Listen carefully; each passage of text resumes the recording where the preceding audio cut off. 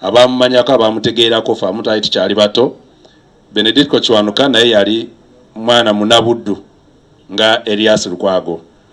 Ate bona nga kyekimu rule of law gye baali balwanirira, rule of law constitutionalism.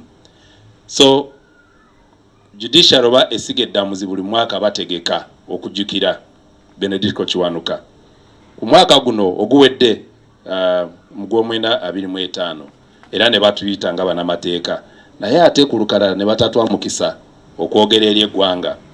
Kwe kutegeka obubaka obwo President bwe agenda okwogerayo eri ensi, era nja busoma mu Luzungu kuba bwe yantumye nsome kuba twagenze okuzuula nga obubaka obwo kano ke kaseera katuufu bwe bwandibadde buviirayo, wadde baatugana kwolwo kana akaseera ku bye tuze tulaba ke katuufu.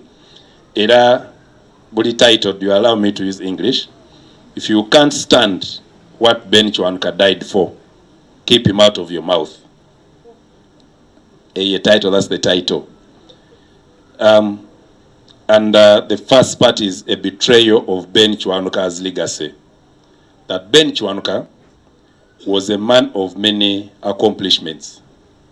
He was a soldier, a lawyer, leader of a political party, first African head of a Ugandan government, winner of the first national election ever held in Uganda, parliamentarian, former political prisoner, and Chief Justice. In particular, he was a man who stood by his convictions, such as they were, even when they were not popular. For example, at a time of very heightened political tension during the transition to independence, he opposed the idea of a federated Uganda despite the risk to his standing. He was just 50 years old when he was last seen alive. Many of us in positions of great authority and influence over judiciary matters have had lives much longer than that. But what have we, by comparison, done with our time?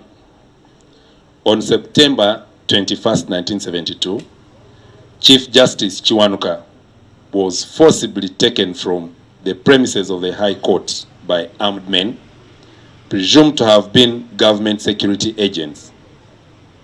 He was never seen in public again, and no remains assumed to be his have ever been found. There was no official announcement, no media reports or investigations, no coroner's hearing or other kind of official inquiry. So, the generally held belief that he was taken to Makindye military barracks and then killed is all Uganda is left with. This tragic incident was actually several fundamental points of governance crisis rolled into one. It was an unlawful arrest, a detention without trial, inhumane and degrading treatment, a violation of the sanctity of the judiciary through executive overreach, a suppression of freedom of speech, and a violation of media freedom. And ultimately, it was an extrajudicial killing. There is only one question to be asked. What fundamentally is the difference between then and now? The enduring crisis of constitutionalism. Each and every one of the transgressions against constitutional order listed above have been made again against our current constitution, sometime repeatedly since it was adopted in 1995. In our time, we have witnessed executive assaults on the independence and legitimacy of the courts. In 2010, Professor George Kanyehamba, himself a former Minister of Justice, he was also an Attorney General and Supreme Court judge, made a series of statements about the petition challenging the outcome of the 2006 presidential election. He stated quite clearly that the outcome of the hearing was unduly influenced by presidential telephone interference with some of the presiding judges. However, the most notorious case is the infamous 2007 Black Mamba incident, in which soldiers entered the premises of the High Court, assaulted a defense lawyer, and carried away suspects who had been granted bail. There have been numerous others, and they continue to this day. The two most notable cases are, firstly, the controversy surrounding Justice Esther Chisache, whose mistreatment has garnered relatively little attention. In brief, she dissented from her 8 colleagues on the procedural issue in a 2021 presidential election petition, sparking a dramatic confrontation. When she attempted to deliver her dissenting judgment, the Chief Justice escalated the situation by directing his personal bodyguards to seize her case file from the bench and subsequently ordering the courtroom's lighting and public address system shut off, leaving her unable to proceed. Following another 2 years of workplace harassment and credible death threats, Justice Sache is now in exile. 4 years after she petitioned the Constitutional Court over Chief Justice Owonyedolo's actions, the case lingers unresolved.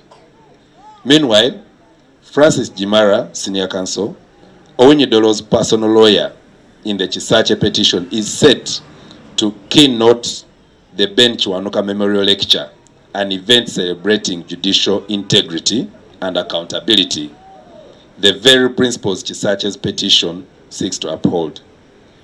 A more pressing concern is the ongoing disregard by the legislature and executive of the Supreme Court's ruling on trying civilians in military courts, a practice with a disturbing legacy dating back to Idi Amin's regime.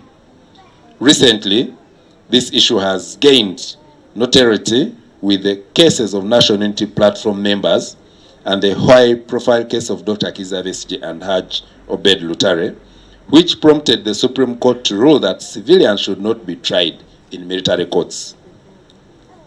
Despite the precedent set by the Besigye Lutare case, which was transferred to a civilian court, many civilians remain in military custody, with some cases still being tried by military courts even after the ruling. Ordinarily, incidents and allegations of this nature would spark outrage and prompt action from authorities. For instance, the head of state could order an inquiry, or the judicial could establish an investigative panel, yet inaction prevails. Notably, a contempt of court application filed in the Supreme Court regarding the government's failure to effect the removal of civilians from military courts has languished, ignored by the Chief Justice, who has instead prioritized ribbon-cutting events such as his pre-retirement party in Patongo and groundbreaking ceremonies in Gulu and Barara. Given the global nature of the judicial community, the judiciary could have leveraged international expertise by inviting judges from Commonwealth countries or beyond to constitute an inquiry panel or engage a consultant to help restore the Ugandan judiciary's integrity and effectiveness.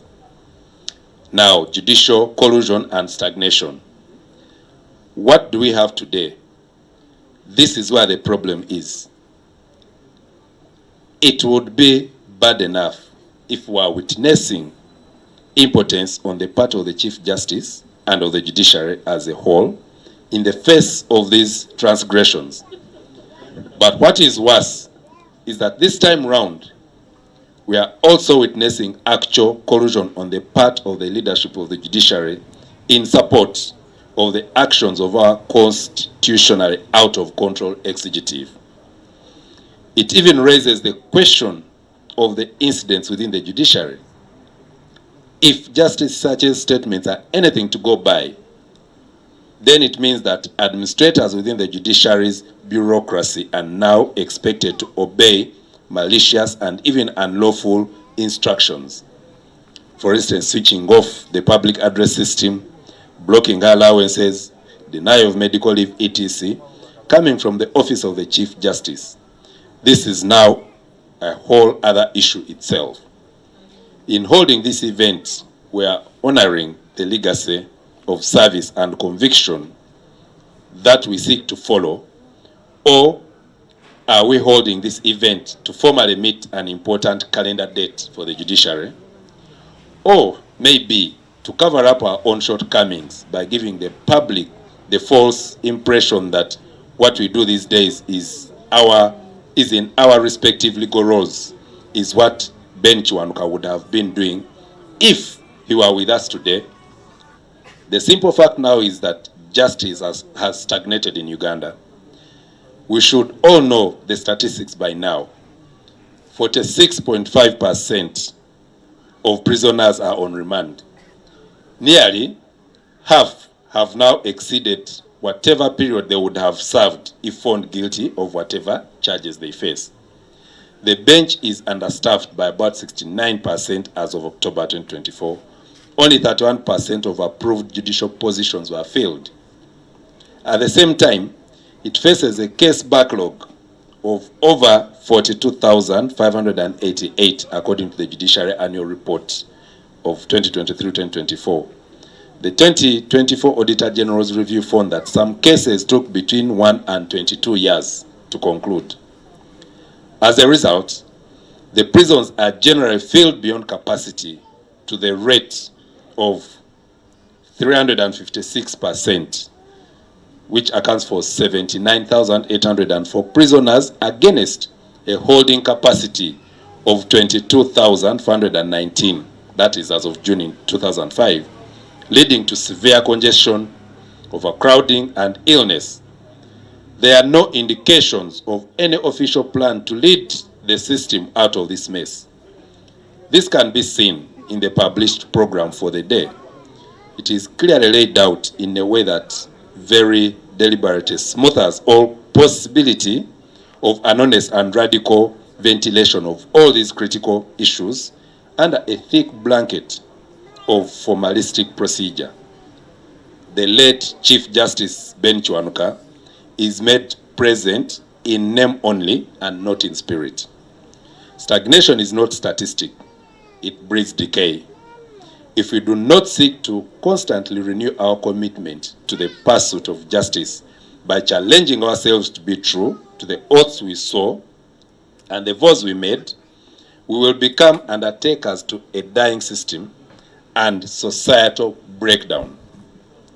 This requires regular self-examination and a willingness to listen to the constructive criticism from others, even if it offends you. In this, we have failed.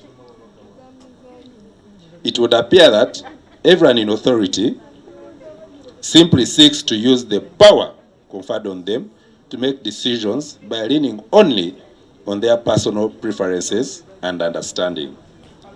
The result of this degeneration can even now be seen cropping in the personal situations of high-trained and internationally recognized judicial officers finding themselves at odds with the basics of their calling. Now, the last part is a call to honor justice, not power. To say justice is a human right is not enough. It is a vital element for a properly functioning society. The attack on the Chief Justice in 1972, with all the legal violations surrounding it, marked a death of the relationship between the state and justice. Despite all the hopes and efforts of the subsequent decades, this clearly has never been repaired. These issues are not new. They just keep developing. They are the very points of concern within the wider legal fraternity that led to the election of the radical new bar to leadership of the Uganda Law Society. This is why we have called all members of the ULS to boycott the scheduled event. To go along with this is to endorse the mummification of justice. Let all lawyers now make a statement about which side they are on, justice or power.